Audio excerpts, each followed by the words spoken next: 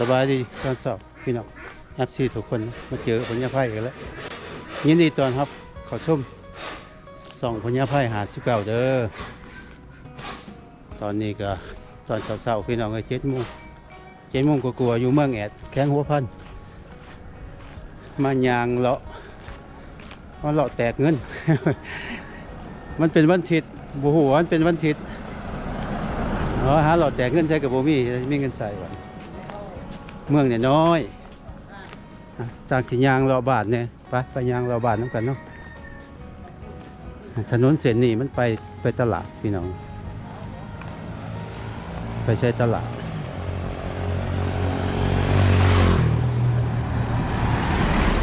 โมมีรถไม่ล่างเลยเมืองอะไรนะรถตุกๆก็ยังโมมี เดี๋ยวยางเอามาหอดมาว่านี่ยางตั้งแต่คิวรถ2 กิโลไปยางมาทั้งแกกระเป๋าหิวกระเป๋าเขาสิว่าอพยพมาจะทั้งใดเด้เขาสิว่า ชีวิตเนาะชีวิตคนจนมีความสุขได้พี่น้องเลยมาอยู่เมืองนี่มันเงียบเงียบชิโนกิตอนนี้ก็7 โมงกลัวๆแหละเห็นบ่รถล่างกับบ่มีปานใดขนาดทางไปตลาดได้เมืองนี้มีตลาดอันเดียวตามพระเจ้าว่าตลาดใหญ่พระเจ้าขายอันหลายเนี่ยอาหารการกิน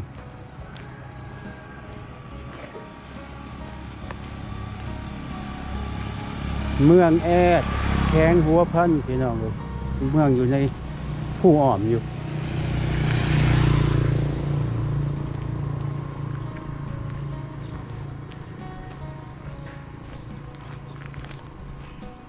มันมีน้ำมะกับน้ำแอดน้ำมะมันก็มาแต่คนแล้ว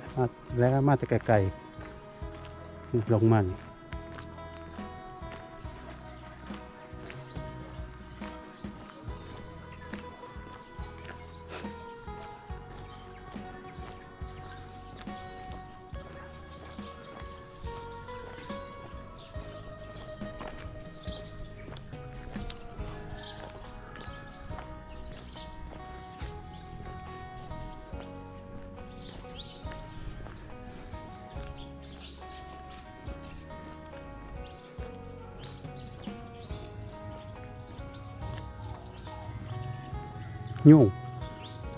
ยุ่งกันหลายๆพี่น้องกันมันอากาศมันโมเย็นอะไรนะมันตอนเช้านี่ไปนั่งอยู่กับตอนแรกนั้นยุ่งมาเต็มเลยมาตอมนี่ก็เป็นห้องเรียนประถมอยู่ก็โอเคเลยเมื่อเพื่อนซ่านก็เจ้าก็เพื่อนกอจะเพื่อนกอเพื่อนเขาเจ้าก็โอเคเลยคนกับสีบุทุกบางอย่างนะบางเพื่อนมีซ่าน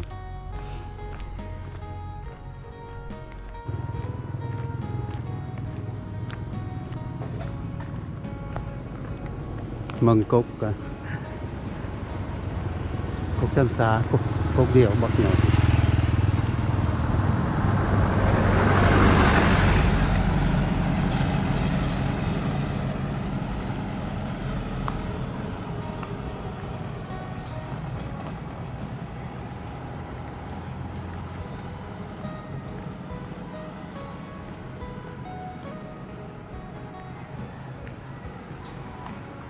ก็จะตากซีเมนตากมันปลูกมันต้นคายเขาเจ้าก็มีรายได้ได้พวกที่พูนะรถ20 กว่าล้อจอดอยู่น้ำพูนะเขามาเอาคนเอาเครื่องตอนมาเขาเจ้าก็มีรายได้เจ้าขายเครื่องขายของ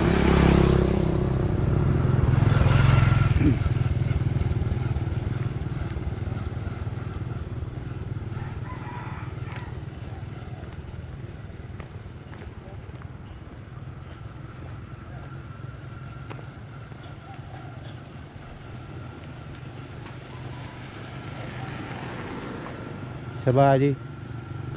ถามเนี่ยบ่แตกเงินบ่เงินดอลลาร์ขอบใจเด้อ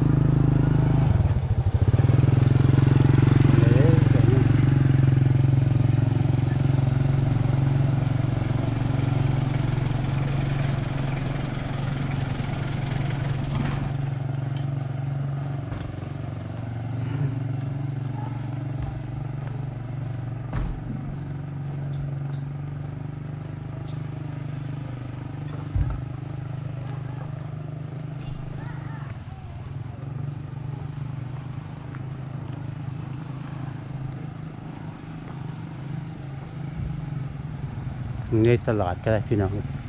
เขาหอตลาดเลย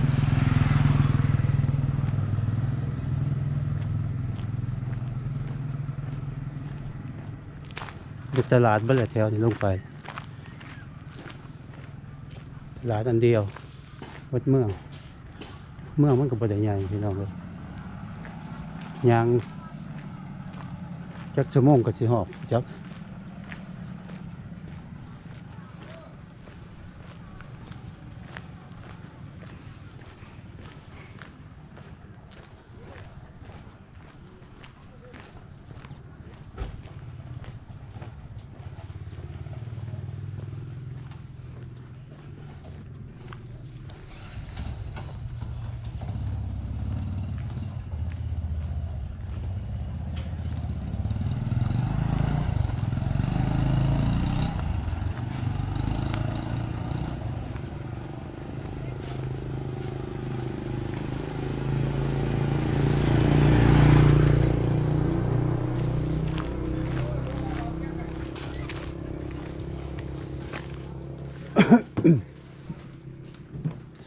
สบายดีเพิ่นแตกเงินอยู่บ่แตกเงินอยู่บ่แตกเงินดอลลาร์อยู่บ่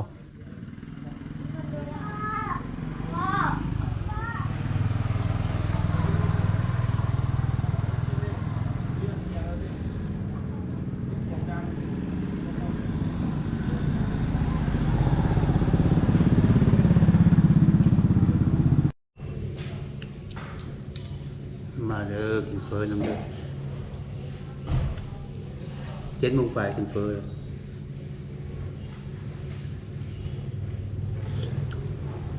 ยังไม่หิว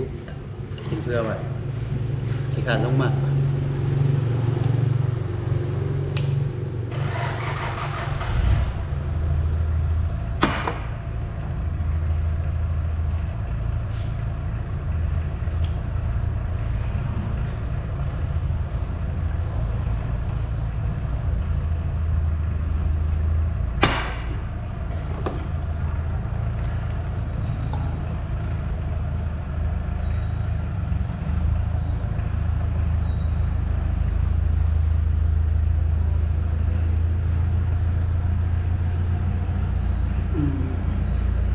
กับพี่ก็มีเลยพี่น้อง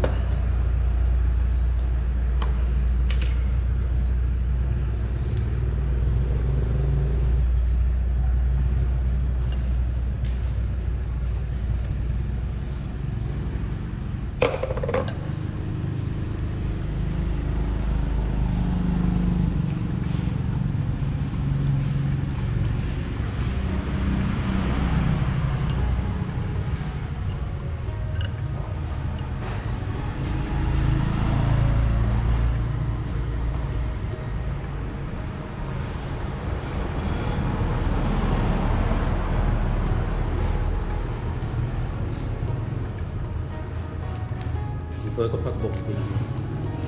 ผมเคยมีประวัติเลยเฟอกับผักบก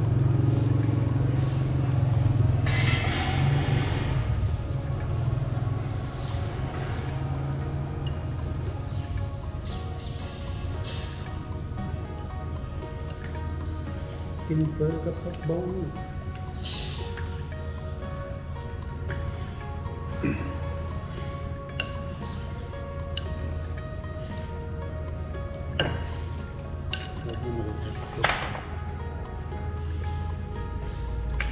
แล้วคือ11เป็น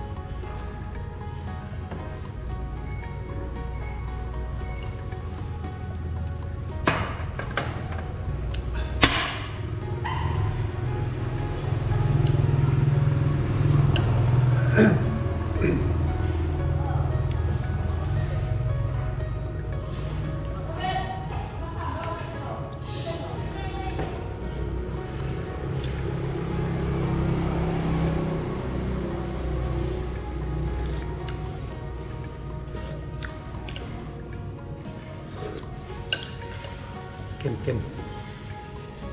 จาน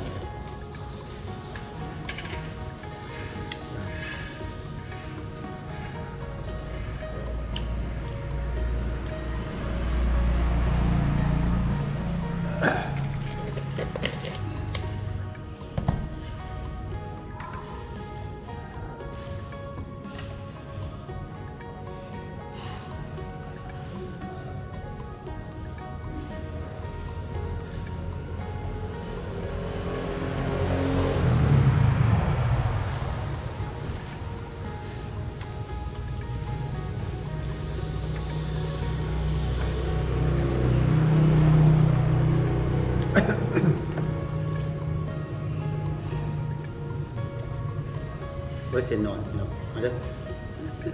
อมาจะกินน้ำ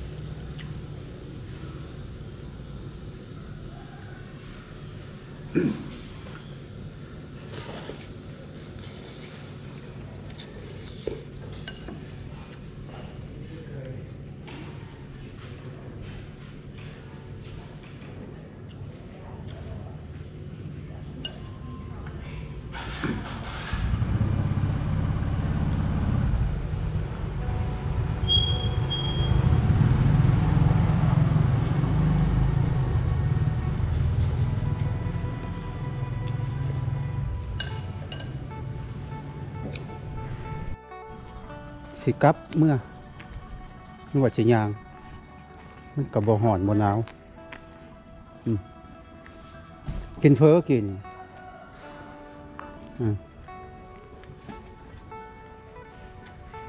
เฟอเขาไปได้กินหรือเปล่าก็คือเฟอญี่ปุ่นเนาะคนเวียดมันเป็นคนเวียดห้ามเวียดมันมี1 2 3 4 5 5ติดกันเลยแต่ฮะไม่ทานเฟอนะเดี๋ยว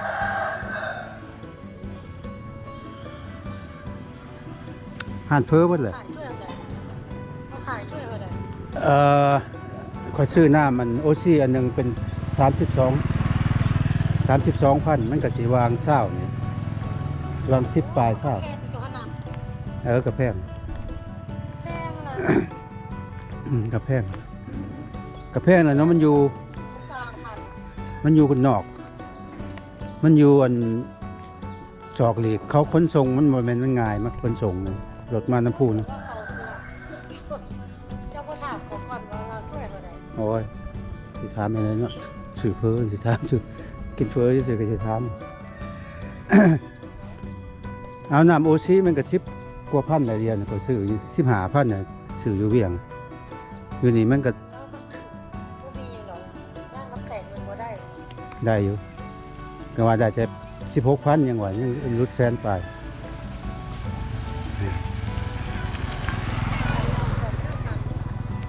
ได้แต่ล้านหกธรรมดามันได้ล้านเจ็ดไปถ้าข่อยเบิ่งมือว่านี่มันก็ว่าได้ล้านเจ็ด35,000 โอ้เจ้าไปแตกขนาดจังซั่นเขาก็เอาเจ้าเลยเนาะบ่เว้า ก็ยังว่าอันบ่มีหั้นแหล้วอยากได้เงิน